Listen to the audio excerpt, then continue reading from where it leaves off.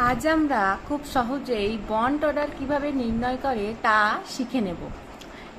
এখানে কি করব, আমরা নাম্বার অফ ইলেকট্রন 14 এই ভ্যালুটাকে রেফারেন্স হিসেবে নেব।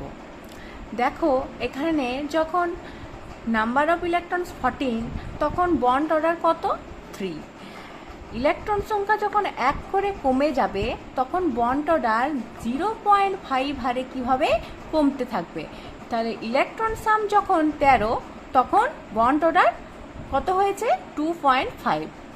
ইলেকট্রন সাম যখন 12 বন্ড অর্ডার ইজ 2।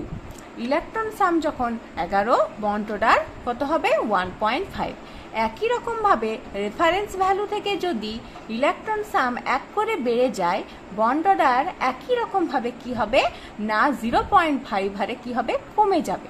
তাহলে ইলেকট্রন সাম যখন 15 বন্ড অর্ডার কত হয়েছে? 2.5। 16 হলে হবে 2, 17 হলে 1.5।